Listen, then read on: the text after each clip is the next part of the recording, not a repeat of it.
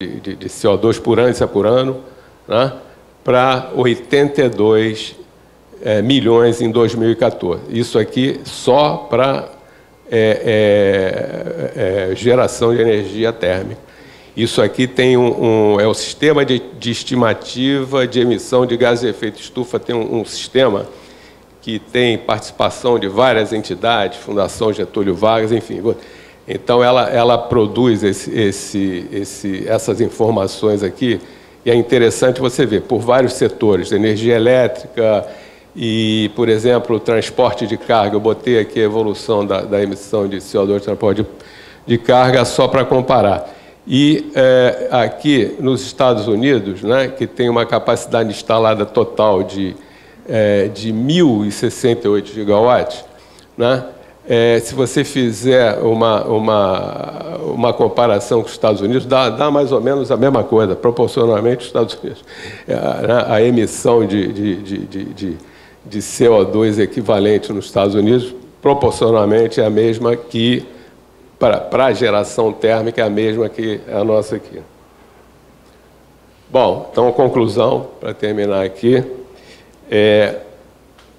o que a gente considerou aqui? Primeiro, né, que o sistema com reservatórios em diferentes bacias, com as suas respectivas diversidades hidrológicas, operando interligado, ele produz efeitos sinérgicos positivos para o sistema, né?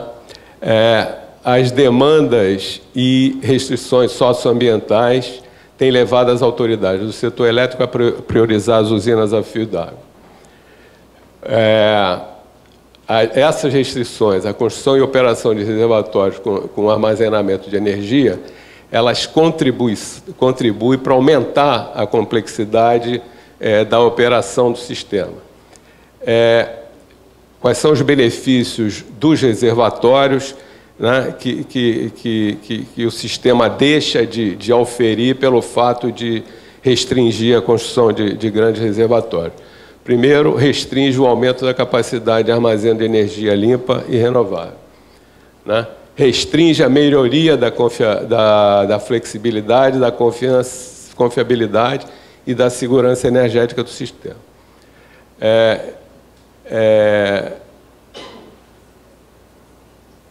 Ele, né, não permite que se reduza o alto custo da geração e as emissões de gases de efeito estufa pelas térmicas. E também restringe o uso múltiplo a possibilidade de uso múltiplo dos reservatórios. Outra constatação é que nesses anos secos, 2012, 2013, 2014, esses anos eles evidenciaram quer dizer, a falta de mais reservatórios de armazenamento de energia no sistema.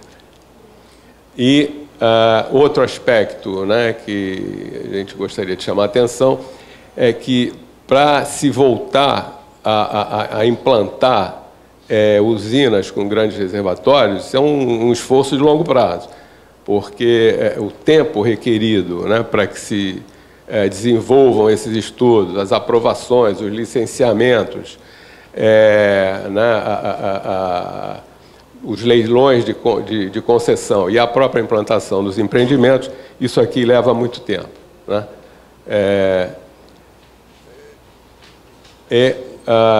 Outra coisa também que eu gostaria de chamar a atenção é a questão do acordo da COP21, que o Brasil é um signatário importante, né? O acordo da COP21, ele condena, né, a geração de energia por combustíveis fósseis e privilegia as fontes de energia limpa.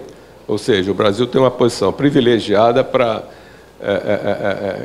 fazer bonito na COP21, é só uma questão de vontade e fazer. E, por último, né, tem começado a despertar agora o interesse, né, de grupos no setor das usinas reversíveis, né, como uma alternativa para a expansão da matriz de geração com possibilidade de usar essas usinas como armazenamento de energia. Isso tem sido feito com bastante intensidade na Europa, nos Estados Unidos, na China, hoje existe cerca de 177, 180 mil megawatts de usinas de reversíveis implantadas no mundo, como a forma mais eficaz de se armazenar energia frente às outras tecnologias, bateria, ar comprimido, etc. Então, era isso que eu queria, como introdução, apresentar, e agora o Miguel vai provavelmente aprofundar mais isso aí. Muito obrigado.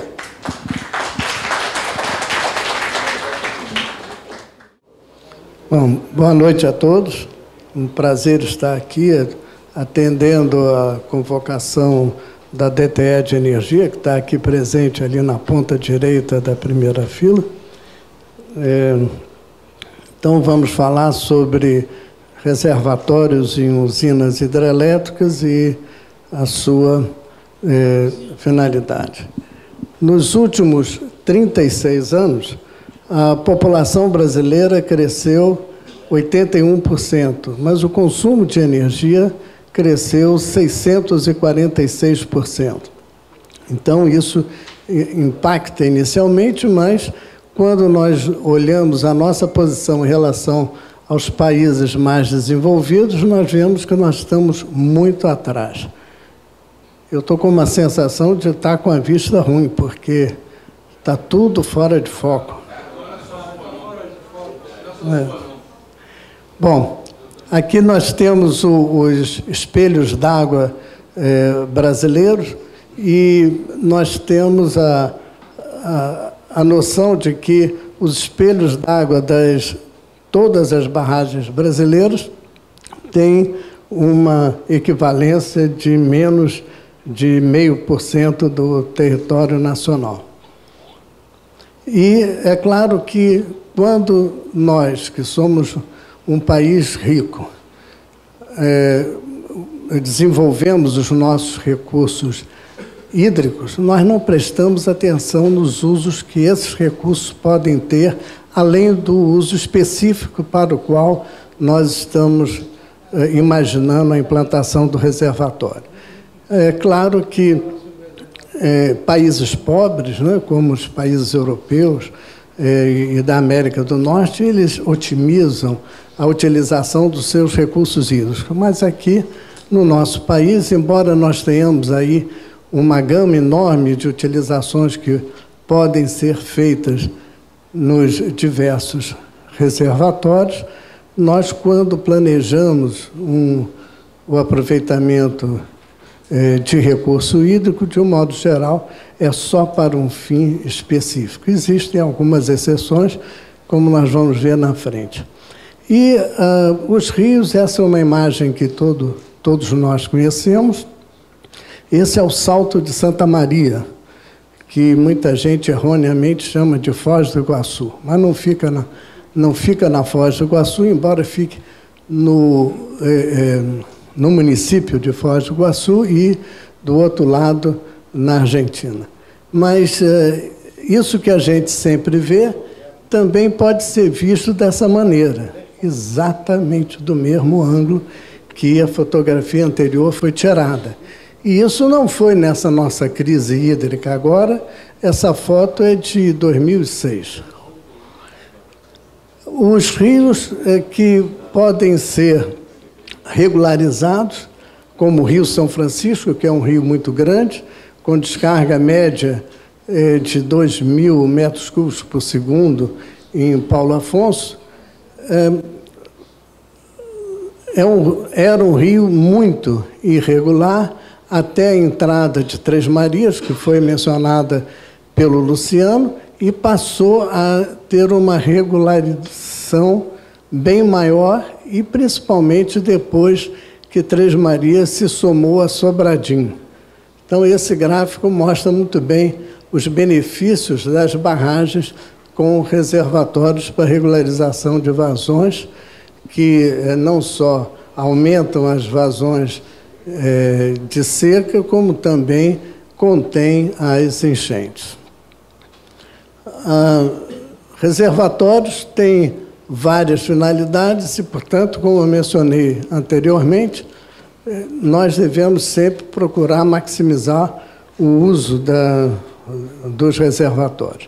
E usos múltiplos, nós temos poucos exemplos. Aqui nós temos Três Marias, o próprio Luciano mencionou, foi o primeiro grande empreendimento de usos múltiplos para a regularização do Rio São Francisco, para a navegação no Rio São Francisco e para a geração de energia. A barragem de Pera do Cavalo, na Bahia, também é para abastecimento d'água, controle de cheias e, como finalidade secundária, geração de energia. E a barragem de Paraibuna, formando o reservatório de Paraitinga e Paraibuna, que é o maior reservatório do Rio Paraíba e que garante o nosso suprimento de água aqui no Rio de Janeiro.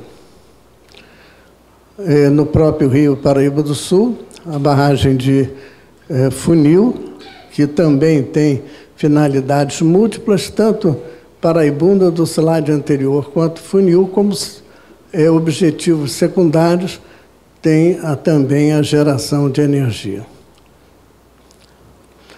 E, como eu estava falando, existem países em arquipélago. Dois exemplos típicos são a Indonésia, que tem 17.508 ilhas, e o Brasil, em que cada um fica no seu quadrado. Então, uma entidade que vai promover a geração de energia não liga para regularização de vazões, não liga para controle de cheias. Alguém que vai fazer uma barragem para abastecimento d'água não liga para geração de energia e assim por diante. Cada um fica no seu quadrado. O que não acontece nos países integrados, como esses que eu coloquei na tela e muitos outros. Mas a água é, reconhecidamente, a commodity mais preciosa ao longo desse século XXI. E desde o início da agricultura, há 7.500 anos, entre onde hoje é o Iraque, isso tem sido utilizado. No Brasil, a acumulação de água foi iniciada ainda no século XVII, antes mesmo da invasão dos holandeses em Pernambuco, na nossa primeira barragem, que é a barragem de Apipucos, que hoje está na região metropolitana do Recife. E aqui nós temos, então, alguns exemplos, alguns dos poucos exemplos de utilização de reservatórios para usos múltiplos. E o Rio Paraíba do Sul, eu estou realçando aqui, porque é um rio mais próximo aqui da nossa cidade. Nós temos reservatório de Paraitinga, Paraibuna, Jaguari, Santa Branca e Funil, com essas características. O maior deles tem um volume útil superior a 2 bilhões de metros cúbicos, mas a percentagem de volume útil acumulado por ano tem decaído muito até no ano passado, que chegou a condições bastante limites. Paraitinga e Paraibuna chegou a volume útil igual a zero. E nós temos uma série de restrições de operação que fazem com que esses reservatórios tenham que ser operados para evitar danos nas cidades de jusante. As cidades de jusante começaram a ocupar o leito secundário do rio. Então, a ocorrência de uma cheia, se as comportas são abertas, essas cidades têm problemas sérios. A cidade de Resende, por exemplo, a própria prefeitura está no leito secundário do Rio Paraíba do Sul. E como é que o Rio Paraíba do Sul se comportou nesses anos recentes. Nós vemos aqui a acumulação de água naqueles reservatórios e, em janeiro do ano passado, ele atingiu o nível d'água mínimo, o volume útil igual a zero. Isso detonou uma série de atividades, entre as quais o aproveitamento do volume morto do reservatório de Paraibuna. Então, nós projetamos agora uma pequena barragem de gabiões no canal de acesso à tomada d'água da barragem de Paraibuna, para poder bombear o volume morto do reservatório. E o que pode acontecer nos próximos 10 anos? A capacidade hidrelétrica deve crescer de 61% pelo plano decenal. A capacidade de regularização, como mostrado aqui pelo Luciano, não cresce absolutamente nada. E se só eólicas e hidrelétricas a fio d'água continuarem a ser instaladas, a emissão de CO2 nos próximos 10 anos aumentará 230% para cada megawatt consumido. E o que serão as novas grandes hidrelétricas, que são chamadas hidrelétricas estruturantes? A predominância é na Amazônia, elas todas procuram evitar as áreas indígenas. A potência total de novas hidrelétricas na Amazônia no futuro pode atingir a 120 mil megawatts, mas os reservatórios, mesmo todos esses no futuro, se somados, estarão a menos de 1% da área. E a operação, pelo jeito, vai continuar sendo a fio d'água. Belo Monte é um bom exemplo para isso. A queda no rio Xingu, na grande volta do Xingu, é de 93 metros, e a variação da potência a ser disponibilizada é de 11.233 megawatts, que pode cair para apenas 1.000 megawatts. Então, numa sucessão de meses secos, essa hidrelétrica só vai disponibilizar 1.000 megawatts. O fator de capacidade, portanto, é um pouquinho inferior a 40%. Embora a área do reservatório para essa potência instalada seja uma área discreta de 500 km². O valor da obra é da ordem de 30 bilhões de reais e o valor das mitigações ambientais é da ordem de 4 bilhões de reais. É muito dinheiro numa região bastante retirada.